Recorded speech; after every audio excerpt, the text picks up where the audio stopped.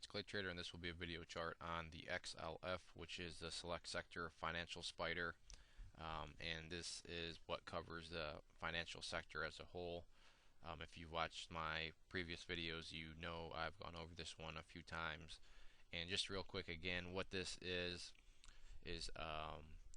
allows you to play the overall sector for the financials. So instead of just buying a Goldman Sachs or a JP Morgan or something like that, you can just play the overall market, and it's allows you to play the banks, the brokerages, insurances, and so forth. And with the way the market's been the past year and a half or so, we all know that the financials are pretty much dictating for the most part which way the overall market goes. So it's one that I've been tracking, and one that I think everybody should maybe not follow each and every day, but definitely should keep an eye on, because it does give you a good idea of what the overall markets are thinking, and kind of shows you the potential that may arise for the overall markets. Main reason I wanted to get this one up here was mainly just because of a bullish pattern that I see shaping up here. And last week, things were really looking pretty, I don't want to say desperate, but it was looking kind of wishy-washy in terms of were things going to really fall apart.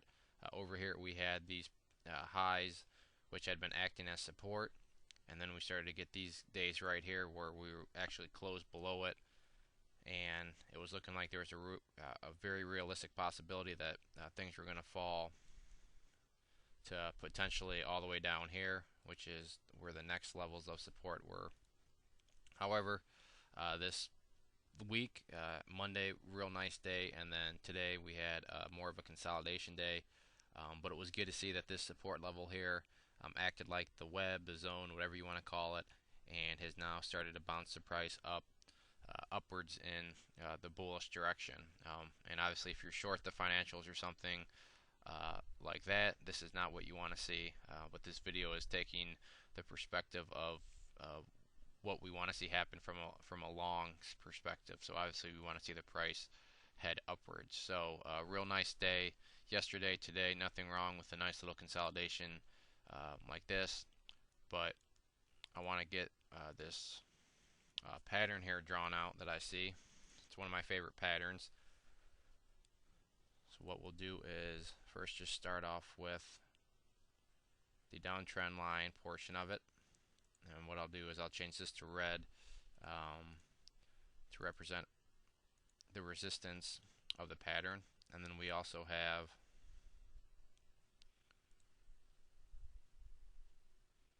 this pattern here, and actually I didn't draw that line properly. I wanted to use this low right there.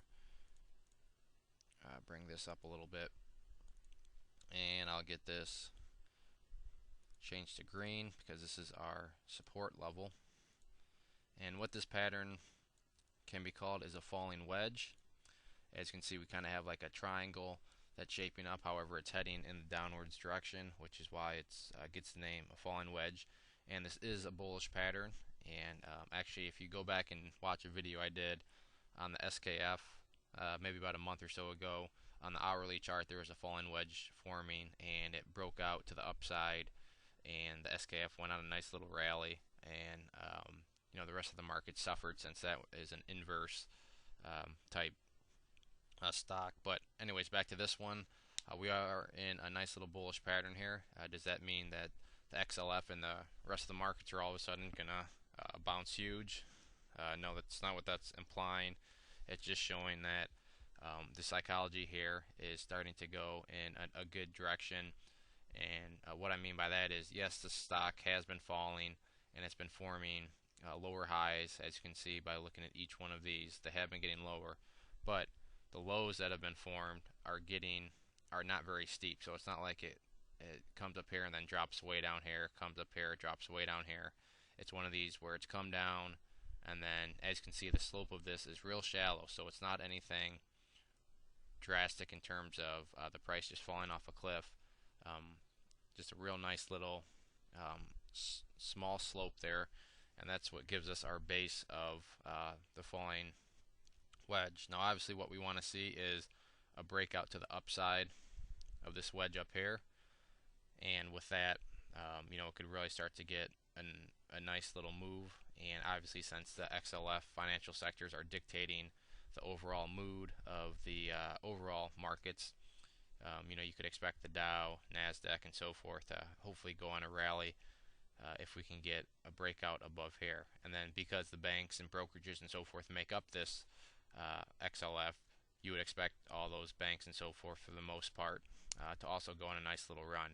But there's still work to be done. As you can see, we're not through this line yet. We still have some distance to go before we're even up there. But after these past couple of days, we have made some nice progress in heading up there and giving it a test. The other thing to hop back to yesterday, which was this candle here. If you look at the volume down here, which is this bar, you can see very nice volume corresponding with a nice day. So this wasn't a green day that had real weak volume, which is actually, it was a Monday too. So Monday volume very strong, most volume it's seen in a while, corresponding with a nice green candle. That's a nice little bullish move that you want to see. And then today, still had some pretty heavy volume, but it held up nice. So people are still got their bids in there and are absorbing any shares that are above here. The other note is we are now back above the 10-day and 20-day simple moving averages. The 10-day being this maroon, the 20-day being the gray, back above those. So that's a nice little strong sign to see also. If you jump down here and take a look at the MACD, it's not quite there yet, but we're nearing the bullish crossover. And once again, these are all just derived from price, so just because it crosses over doesn't mean the thing's gonna shoot straight up. But as a secondary confirmer, you can never really complain when you see the MACD bullish crossover, which we are nearing. So for you people that were kind of on the edge of your seats, and I was one of them last week with the way the prices and so forth were really hanging around these key support levels, we can start to breathe a little bit of sigh of relief here in terms of not nearing the potential area of a bigger move down. We've recovered nicely around that support and are now heading back up. One little area of resistance that might get in our way before we can test that trend line is this previous high here, which is up around $12.10. So keep your eye on this. And if that falls with some authority, then I would fully expect this downtrend line to fall. And then we could have a nice little move until we get up here around this area where there are some highs being up around 1270. So nice little gap in resistances between here and here, assuming we can get through this downtrend resistance line. So if you have any questions, shoot me a message and I'll try to help you out. But once again, keep your eye on the XLF. You don't have to follow it day by day, but make sure you check on it at least a few times a week because it really does have a large influence over the rest of the market. So keep a look at it and watch it, and hopefully we can break out of this falling wedge and get a nice pop to the upside. Thanks for listening.